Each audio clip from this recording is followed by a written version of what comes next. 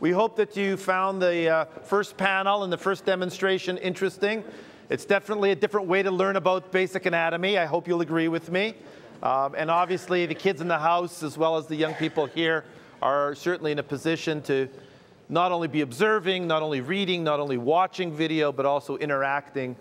Those pieces and parts are not possible without a huge amount of both technical collaboration, but the truth be told, and Scott and I have certainly spoken about this at length, in addition to the technical network, it's the people network in Northeast Ohio, it's the people network here in Cleveland that makes a huge difference to the kind of collaborative work that needs to be done. In the end, one of the things that Scott says oftentimes is that we know that we're good when the technology is invisible.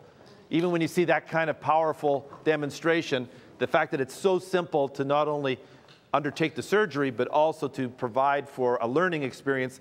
And as Roz shared with me at the break, perhaps the most important part of what Roz and her team are doing is that it's not just a virtual field trip to the Cleveland Clinic. This is fully integrated into science curriculum, fully integrated into standards for science learning, and it's all about engagement of the young people, and we hope you guys found it interesting. And I saw some eyes, especially with the drill, I saw the eyes kind of roll there. So we're going to have a series of additional demonstrations this morning, but without any further ado, I want to introduce to you Erik Garr. Erik is very modest, but I have it on good authority that when the crunch time came to actually writing the 363 pages of the National Broadband Plan, that this gentleman here, as the managing director of the Omnibus National Broadband Plan, had a significant amount of homework assignments given to him for this activity. Erik is a Midwesterner, grew up in the Detroit area, went to school there, went on to school in Chicago. Before being conscripted into the Blair Levin camp to put together the National Broadband Plan, actually headed up the Diamond Management and Technology Consulting Group for the federal government area, and has certainly a distinguished career. But like a lot of us who understood what Joanne and what Jim shared in terms of where we were in history, many of us offered to volunteer to engage with the administration, both in its transition, as it was developing its broad strategy, as well as you'll hear today some of Erik's story, volunteering for a year of national service in many ways to put together the nation's first broadband plan. So thank you, Erik. Please join me in welcoming Erik Garr. Oh, thanks. Thank you all very much. After a year in Washington, it's really nice to be back in the Midwest. You know, I grew up at the other end of Lake Erie in the Detroit area and have had family live in Cleveland at different times, and it's just a pleasure to be here and to really celebrate what you all have done. You all are on page 121 of the National Broadband Plan.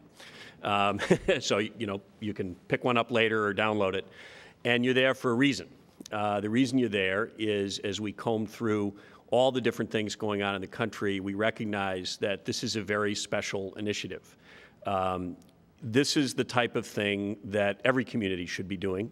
Not all of them are, and maybe not doing it in exactly the same way you're doing it. I think, you know, you found the answer for Cleveland, which is great, and the lessons from this should inform other communities. But broadband is really about how, as communities, we choose to connect, and how we choose to interact with each other, and how we choose to work with each other, whether it's educating our children, performing the health care, which was fascinating, although I have to confess I get a little squeamish at those things. So, but you know, when you look at the power of the technology to kind of bring the content from these different things to all of us, it's pretty remarkable. And what you all are doing here is really amazing. And I am thrilled to be here and to celebrate it with you. A couple thank yous before I get started. Lev, you are amazing. You have done incredible things, and it's been great for you to participate with us in Washington as we've created the plan. Jim and Joanne, you were tireless in your efforts to help create this document. And Scott, strangely enough, Scott and I went to college together and have probably been in the same conference room together a few times and didn't really know it. So it's a pleasure to see you, and congratulations on everything that you've done here. It's really fantastic.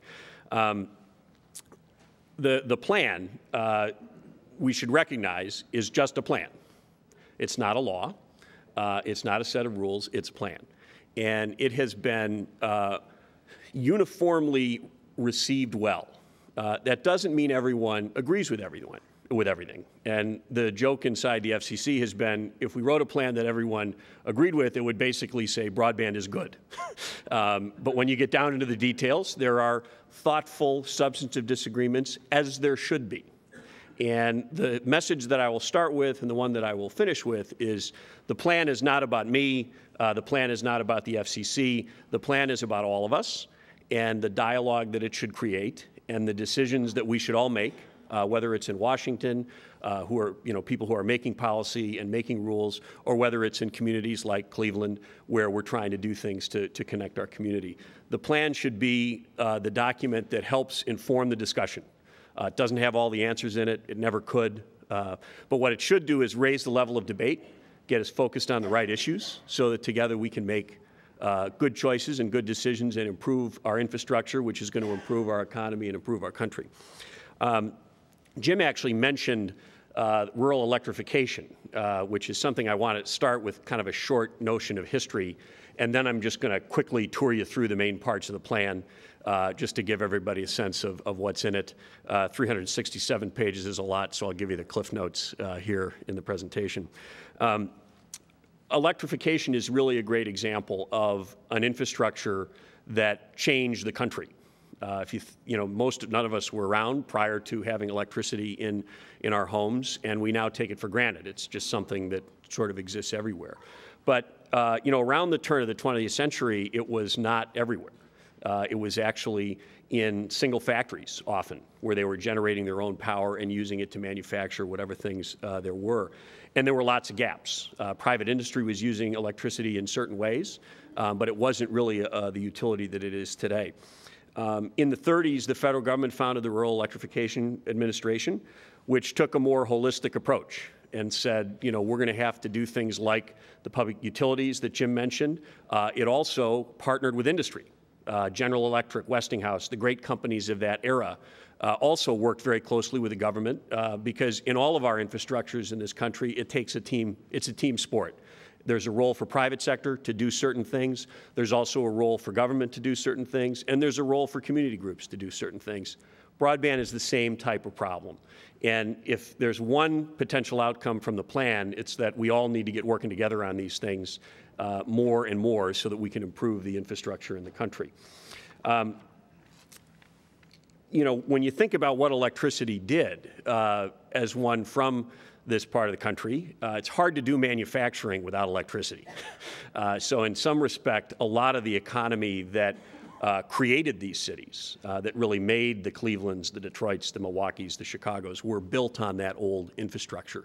And the same is true for broadband. As we continue to invest in broadband, new businesses, new models will be built on top of that. And it's incumbent upon all of us to make sure that we have that infrastructure in our communities so that we can build the next set of businesses to employ our children when they grow up and get jobs, and also to help deliver all the different government services that we do.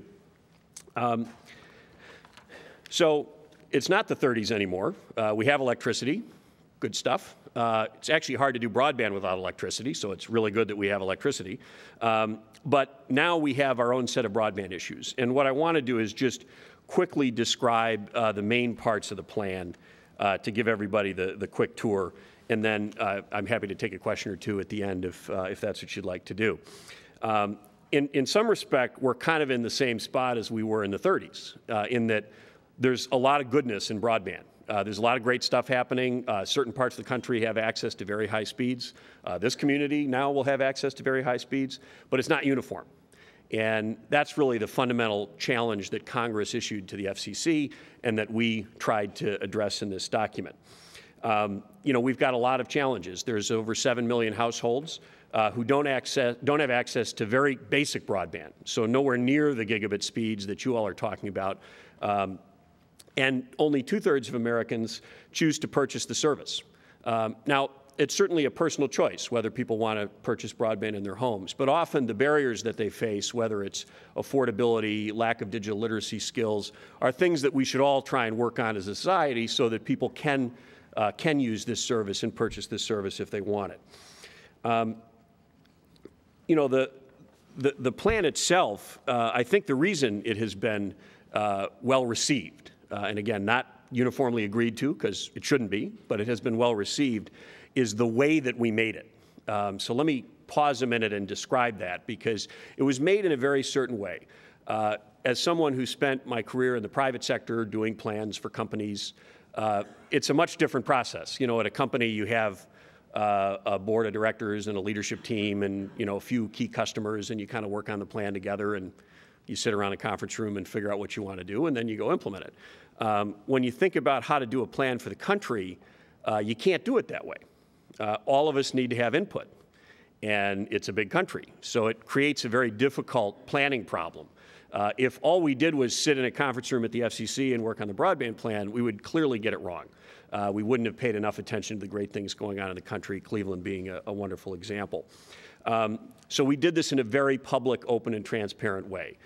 There were over 36 public workshops at the FCC that were streamed online, which drew over 10,000 visits from people in Washington who came to the FCC, as well as people from around the country who participated online. So that the ideas from the plan really came from all of us.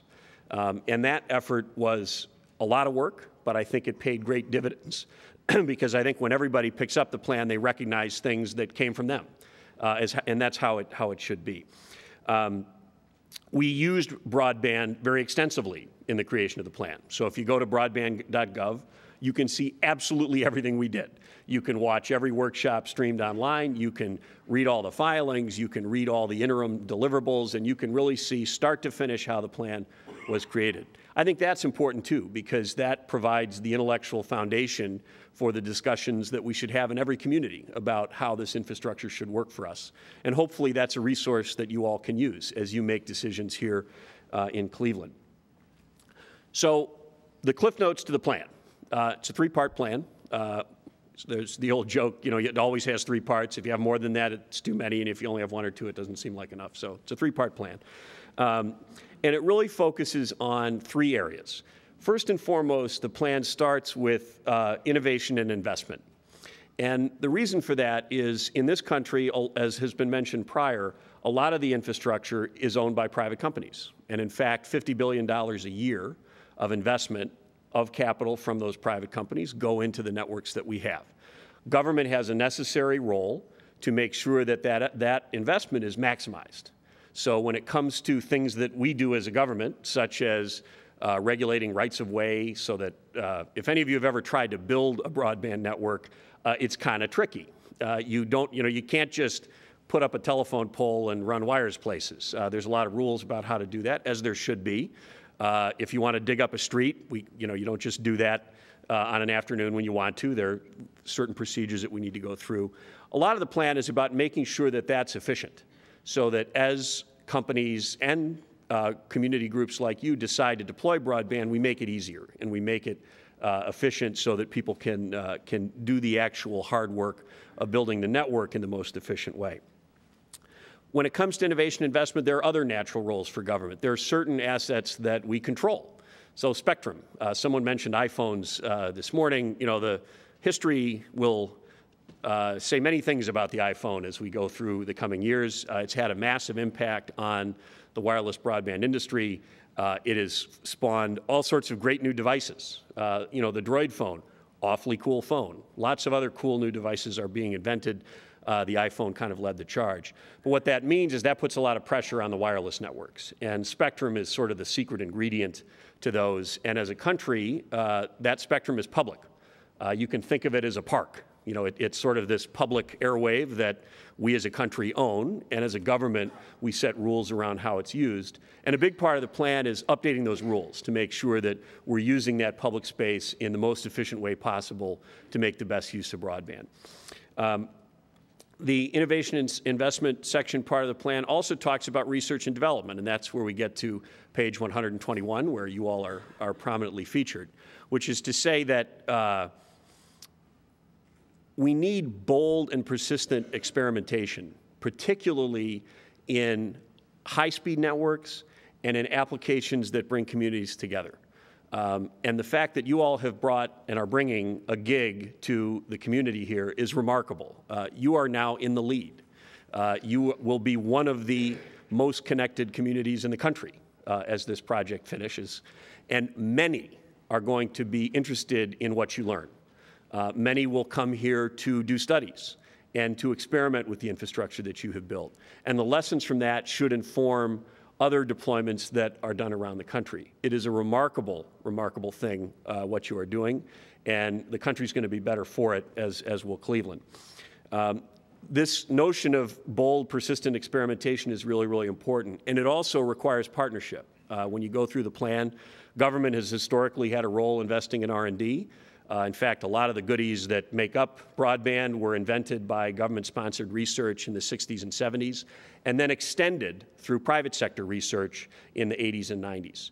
That model we need to keep pushing forward. Government has a role in funding basic science and R&D, and private industry and groups like this have a role in doing the experimentation of more applied technologies to see what works so that we can scale things for the country. So that's kind of part one of the plan, which is to recognize that in America, a lot of our broadband infrastructure is owned by companies, and as a government, we have a role in how those companies do things, and it's incumbent upon us, if we want broadband everywhere, to make sure the government's doing its part. And the plan lays out a lot of actions for us to improve that. The second part of the plan is about inclusion. And one of the issues that was mentioned earlier is when you have private companies controlling the infrastructure, they put the infrastructure in places where there's a business case. That's what businesses do. Unfortunately, some parts of the country are not necessarily profitable to serve under certain circumstances for businesses, and that's where a lot of the gaps are. I grew up in Michigan, and northern Michigan is the example I always use. It's a beautiful part of the country, but if you're in the business of broadband, it's not necessarily the first market you'd pick. You'd look other places first. So consequently, government has a role in providing funds to make sure that we bring broadband to those places. And when you look through the plan, there's really two things we want to work on when it comes to inclusion. First is reforming the Universal Service Fund. I won't go into the gory details of that. If you're a telecom person in Washington, it's something you do every day. It's a very important part of what the FCC does, but it's a vehicle that the FCC has that was used to universalize telephone service. So over many, many years, the USF Fund helped provide telephone service to areas of the country that weren't served. A huge part of the plan is over time and very predictably and in a very thoughtful way moving that support to include broadband. And that's a really important transition we need to go through, and that's where a lot of the funding will come to make sure that we get broadband to places like northern Michigan. And I'm sure there are places like that in Ohio. I just don't know the geography as well. The second part of inclusion is around adoption. And this comes back to my point earlier that many people don't adopt broadband for certain barriers that they face, whether it's affordability or a lack of digital literacy skills. As a country, we need to care about this. The cost of digital exclusion goes up every day. A short story from my life, Chicago, where I've lived for many, many years and is my home. I'm just in Washington for this tour, and I'll look forward to going back to Chicago.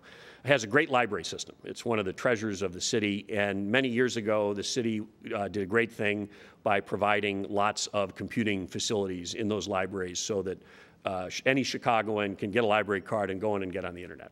This was done many years ago. And when the economy started to turn down, a funny thing happened to the Chicago libraries. My bet is it was similar here, is the library turned into the employment office. Because between this downturn and the last downturn, all the jobs are online. So if you need to look for a job, how do you do it without access to the internet? The want ads sort of don't really cut it anymore. So you need these other tools if you want to find a job. And in the Chicago library, they literally were overrun. As the economy turned down, the lines started growing. The library explored ways to extend their hours. The librarians were pressed into service, helping people with their resumes and helping them find jobs. Certainly not the ideal way to do it. Necessity was the mother of invention, and people kind of found ways to do things. But I think that story, for me, highlights the cost of exclusion. So if we don't have broadband to all of our communities and accessible to all of our citizens, we as a society bear a cost. It makes it harder for us to do things as a country, and that's why adoption is really, really important. And a lot of the recommendations in the plan are around promoting adoption programs, which have a necessary federal role, but are really about local efforts like this. You know, in hearing about all the great work that you're doing with the students here, that's what this is about. We need to make sure that our children know how to use this technology, that it's just a normal part of their life to use technology to solve the different problems that they have, whether it's in school or when they're looking for their first job or they're considering health care, whatever. That's what we need as a society, and that's best done at the local effort. So the adoption part of the plan really focuses on promoting digital literacy, trying to do what we can on cost to make sure that service is affordable, and really highlighting the types of work that you all are doing here. Because it's really communities that are going to solve these problems, and you know, near as I can tell, you all are well on your way. The last part of the plan is, I think, the one that 10 or 15 years from now will be the most interesting. And that's the part on national purposes. Those of you that have been part of the planning process, this phrase is now part of our vocabulary, but let me describe what it is. When Congress wrote the law telling the FCC to do this, they said, do a broadband plan so we can get broadband to everybody. They also said, consider certain important national purposes, like healthcare, education, energy, civic engagement. There's a whole list. I used to have them in memory, but you can look in the plan, they're all in there. And I think that was actually a very smart way to look at this problem, because broadband is great, infrastructure is great, but what's really great about it is how we use it. The value of it comes when we have a way to observe a surgery so that we can do better medical education, or we have a way to do our homework differently, where we can create things that are both written and video to describe a point of view we're trying to make in class. That's where the value is created in broadband. So when you look across the back part of the plan, the national purposes, I think that's where there's a lot of really interesting things. Just want to highlight a couple.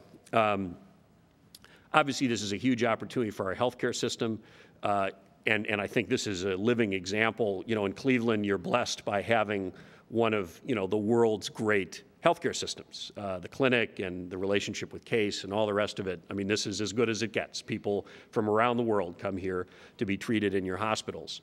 Broadband allows you to share that with more people.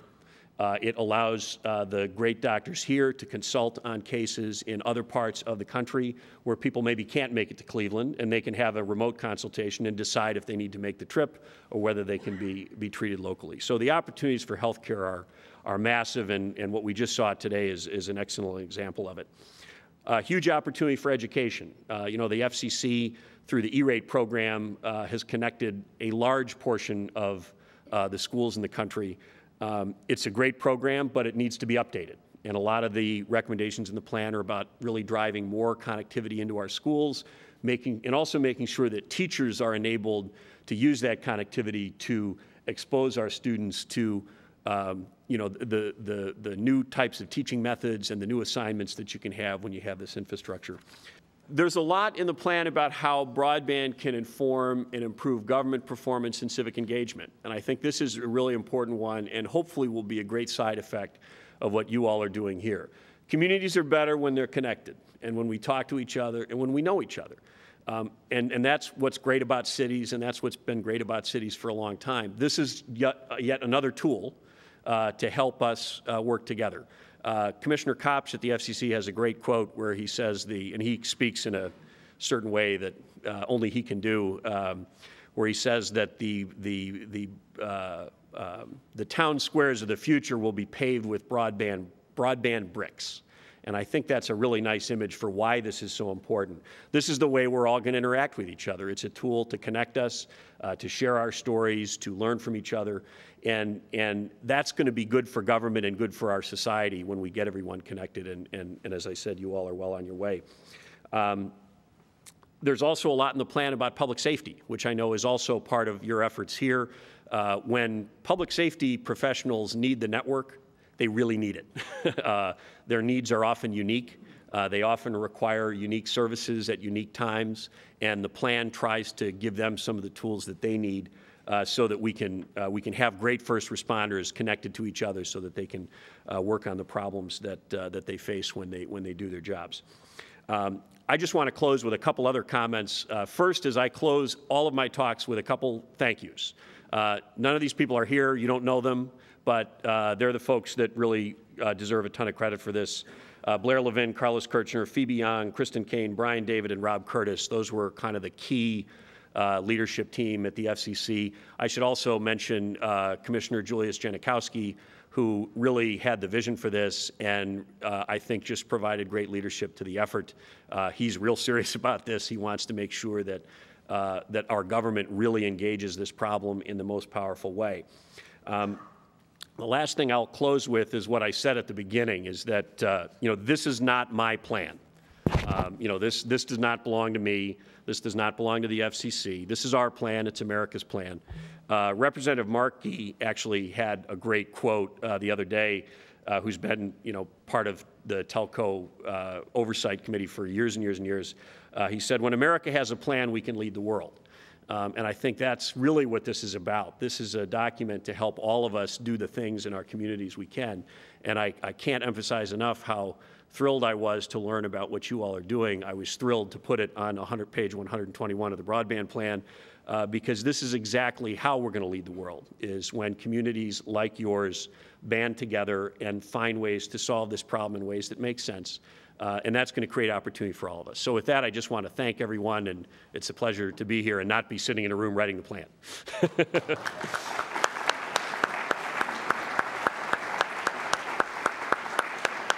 Thanks, Erik.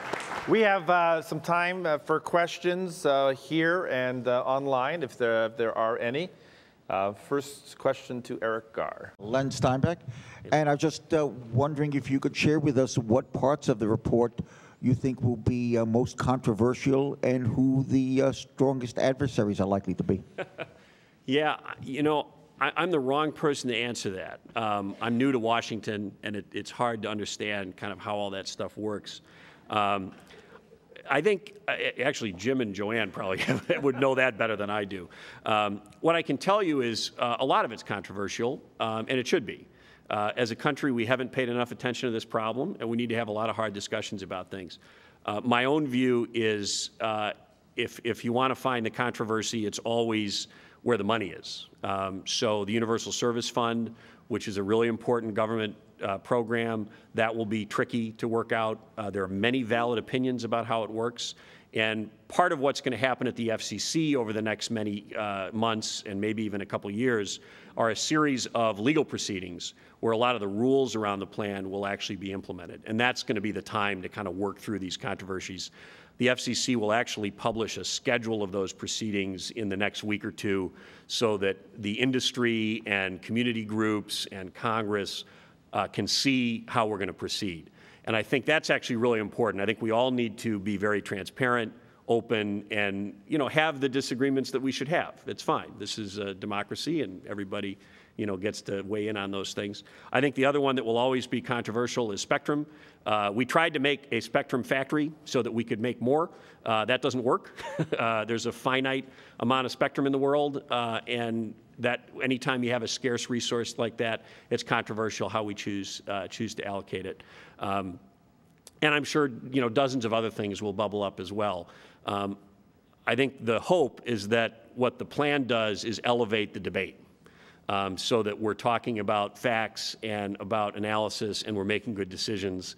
And if it does that, I think we've done our job, and we'll let the legal proceedings work. I'm not a telecom lawyer, so I sort of can't talk about how those work, but they're really important, and those professionals need to do their job as they've done in the past. Marv?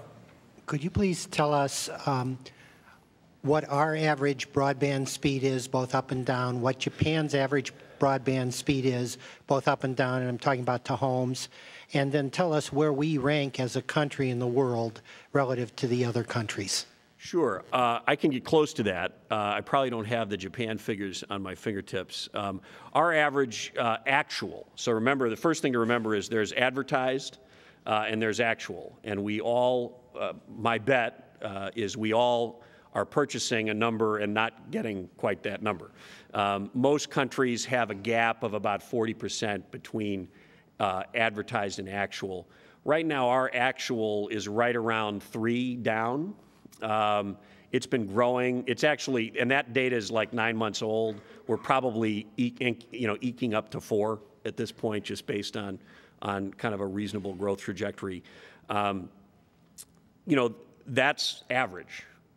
This is a very big and complicated country. So depending on where you live, you may have way, way, way more than that. You also may have no access. And that's really the problem that we have.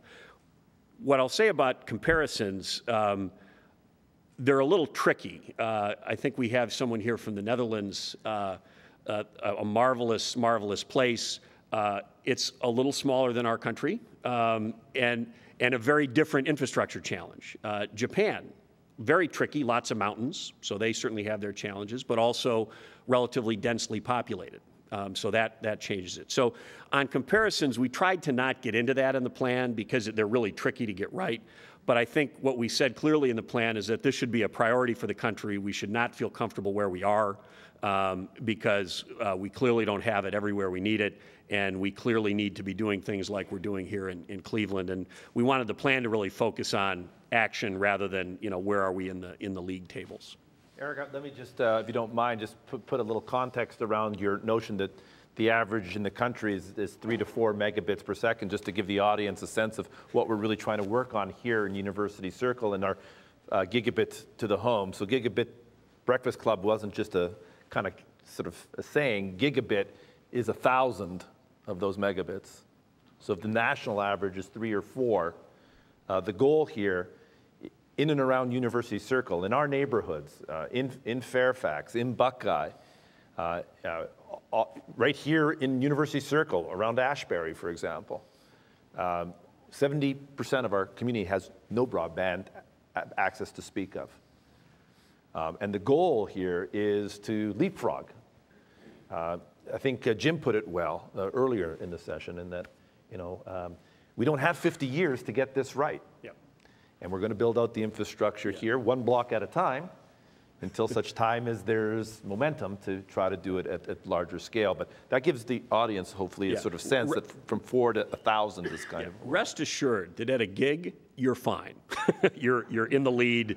That's a ton of capacity, and it will be wonderful. And the key is what we do with it, right? I mean, that's what it's about. It's all It's about what we do with it. Right. Jim? Yes. Based on your own personal experience as a Detroit native, what direct economic benefits do you see a national broadband network would have on central cities such as Cleveland, which is trying to reverse market failure and attract investment? Yeah, this hits very close to home. I grew up in Detroit. My family is still there, and it's a tough place. Things are not good. The reports are true. And I think that what's important to remember about broadband is it's part of all of our answers. It's not like a single perfect thing. So you can't just sort of throw up the network and assume that 1,000 flowers will bloom. That's why this effort, I think, is so great. It's not just capacity and the network work that you guys are doing. You got to do that. You got to get the base infrastructure in place. But what's more interesting to me are the things we saw in healthcare and education, where that's where the development comes from, is people will look at the infrastructure and say, I could build an application for this market. I could offer a service in this market. I could do workforce training in this market. There's all these capabilities you have when you have more speed. I think for urban core areas like Cleveland, like Detroit, this is one way to attract investment. It's one way to say to companies that are thinking about where they're going to locate, you can be in a community where you can have really fast access for your employees so that you can be connected to them. So I think it's certainly a thing to use to attract businesses to the area. And then I think the training benefits and the educational benefits for the community are really, really high. We're pretty silent on this in the plan, kind of deliberately, because you get into people believe different things on economic development, and we didn't want to start kind of that ruckus in the plan. My own view is that this is a critical piece of infrastructure, much like public schools are to attracting and promoting businesses, much like good government is to attracting local businesses. So this is one piece of the puzzle that urban cores need. And there's some activity going on in Detroit on this issue as well. And actually, there was a recent announcement of a BTOP grant that's going to do some work here in Cleveland as well as in Detroit. It's kind of a multi-city area, and that's all good stuff. But to be, as a Detroiter, it needs a lot more than just this. This is certainly an important step, but it won't do everything. Last question please go right ahead. Yeah. The Students' School of Science and Medicine, as we grow towards greater connectivity and uniformity and flattening, as Thomas Friedman argued, aren't we looking at a danger of greater vulnerability to systemic attacks, such as the April Chinese cyber attack? Yeah, the plan does take on cybersecurity, and the administration has taken on cybersecurity pretty dramatically. Recently appointed the new cybersecurity officer in the White House. Like any new technology, it is not without risk. People said very similar things about the electric grid. If we don't have local generation of power and we have it all on this grid, what if the grid breaks down? And over time, the electric industry kind of put controls in place and hardened the grid and all that. And, we got it wrong a few years ago when we had the blackout that I think got all the way to here, if I remember. It was New York all the way. We're quite proud, Eric. We started it. Okay, Is that? let's be clear. Sorry. All right, I'll try to take my foot out of my mouth. But we're trying to live it down, too. Yeah, but the point is here, when we have technologies that span institutions, they come with some risks, and it's incumbent upon us to help manage those. I think on the grid, a lot of what's going on at the Department of Energy is really helpful to start building more smarts into the grid so that we have better ways to avoid things that happen here. So your question is spot on, and we should all recognize that we should get really excited about the possibilities of this, and we should work hard to do what you're doing. But I'm sure as you're doing it, you're thinking about these issues as well. And all of us that are part of this need to make sure we're always having in the back of our mind that we need to practice good security habits as we build new networks, frankly, as we do education. So as you're teaching in schools, part of being digitally literate is understanding the risks of using the internet and making sure that you're a responsible user of the technology, and that's how we're going to have to manage it, much like we've managed any other shared infrastructure in the country. It's going to take a bit of teamwork and some focus, and hopefully we'll get that over the coming years. Ladies and gentlemen, please join me in thanking Erik Garr.